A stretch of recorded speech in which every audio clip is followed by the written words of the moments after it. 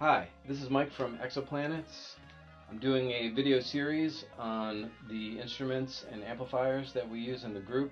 If you're interested in booking our band, you can send an email to info@exoplanet.rocks. That is our domain, and our website is also at exoplanet.rocks. Today I'm going to go through and quickly demo one of my guitars that I use. This is not my primary guitar, but it's on some of the recordings. First, I'd like to talk about the history of this guitar. I was primarily playing humbuckers on a different instrument, and I wanted to get a single coil sound. The other design goal is I wanted something that had a very warbly tremolo system, something that I could really modulate chords with. So this guitar started out as an XV870 from a website called guitarfetish.com. I didn't spend a lot of money on it.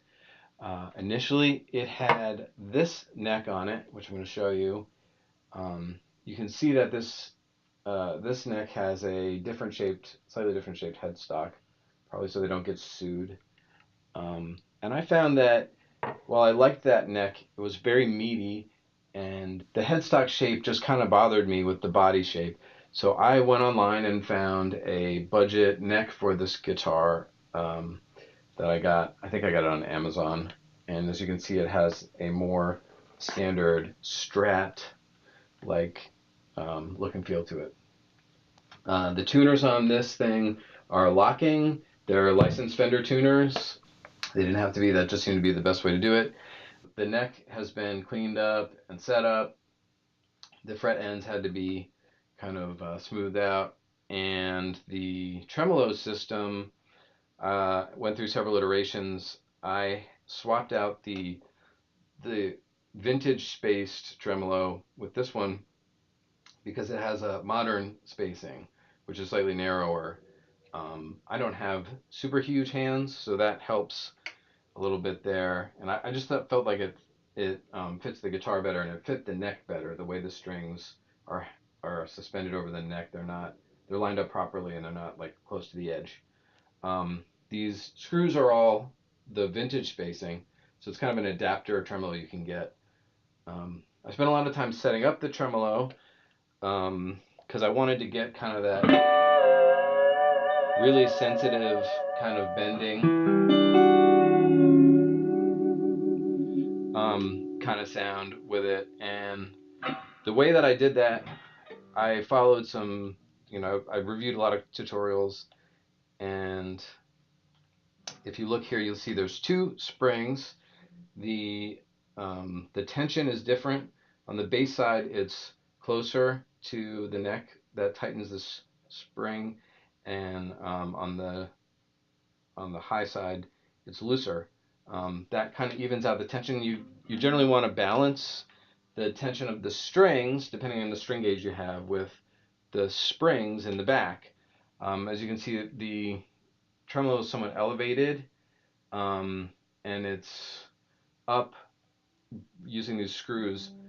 You adjust it upwards. It's about, I don't know, 2 to 3 mils, maybe. Anyway, I'm still probably tweaking that. Anyway, you can get that kind of really cool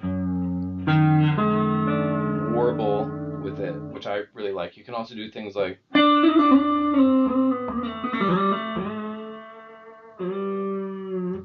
really kind of almost like an Indian sound. You can do it on the other side too with the up. You can go like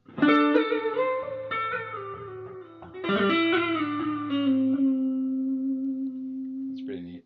That's the tremolo. The pickups are DiMarzios that I had in the closet. That was another design goal, was like reuse these DiMarzios. I put what they call a super switch in here. This has 4 poles on it that lets you make more connections. What it does is it enables us to use neck and bridge in the middle, so we can get this kind of honky.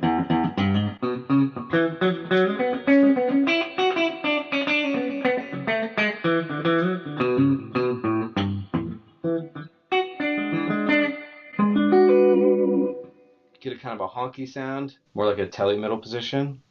Here's the straight up neck.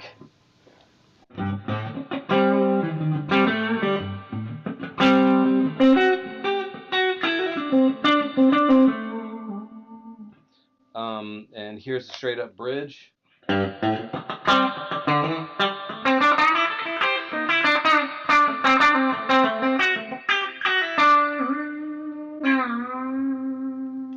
Here are the in-betweens. I have the middle pickup lowered a bit, so we'll get kind of a volume drop.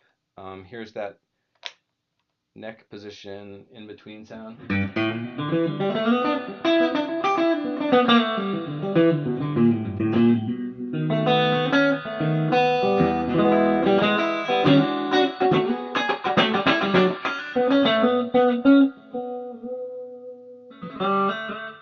And we can do it with the twangy setting here.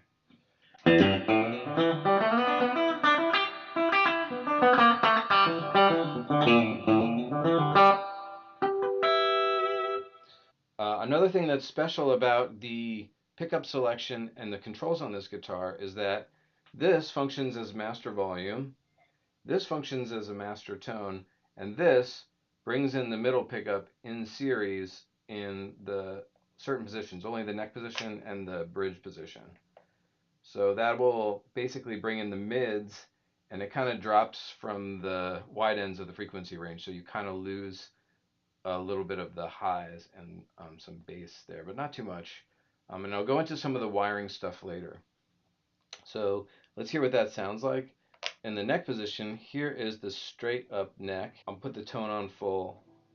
Here's the straight up neck.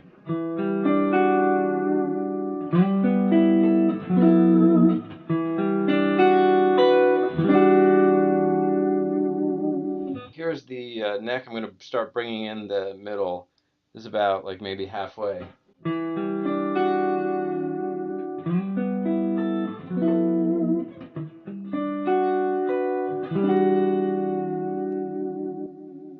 And here it is like about 3/4.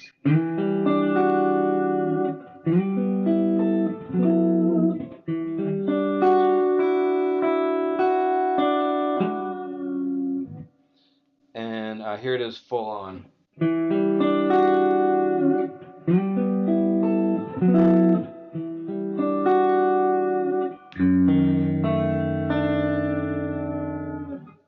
And we can do the same thing in the bridge. So here's that twangy bridge sound. So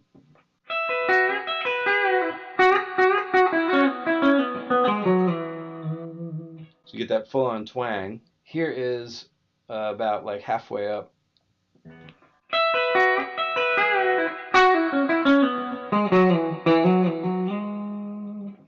And here is about 3/4 of the way up.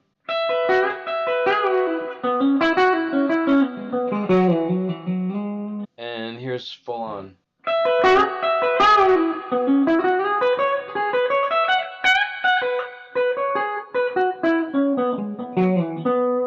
You can hear that it's losing a lot of the high frequencies. That also works with gain. It's kind of functioning like a big humbucker here, but it's not going to sound like that. It sounds like a Strat.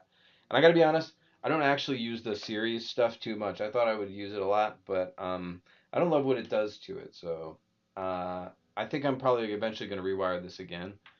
But it was a fun experiment, and I'm glad I did it. And with that, I think we've demoed most of the sounds this thing can do. I'm just going to go through and play a little bit more on it, and then I'll switch to the electronics so we can go through some of the wiring that happened to make this work. So here we're going to start with the straight up neck position.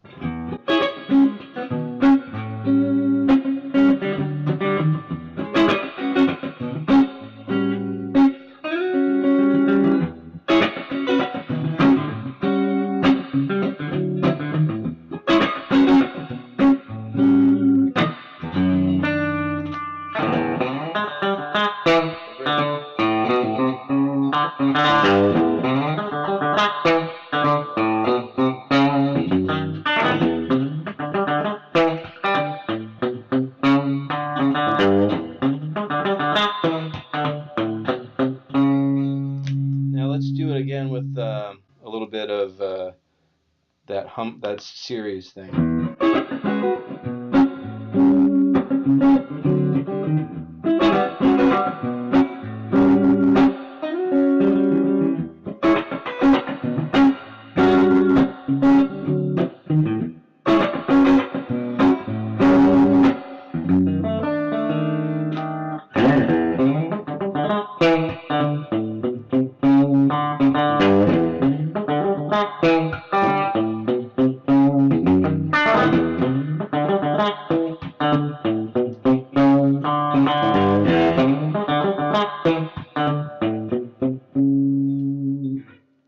Pause it there and start going through some of the electronics. I'm going to show you a diagram. So, promise you nerdy diagrams, here we go. Okay, in this part of the video, we're just going to talk about the wiring for this guitar. This guitar has a 4-pole toggle switch, which means that each pole can make a connection in the 5 positions of the Strat switch. Normally, you'll have 2 poles. This is a special, what they call a super switch, and it lets us make some more connections here. Let's talk about the volume knob real quick before we go any further. The volume control has a kind of a shortcut bypass connection that's a 0.001 UF capacitor in series with a 100K resistor. This lets us retain highs when we turn the volume down.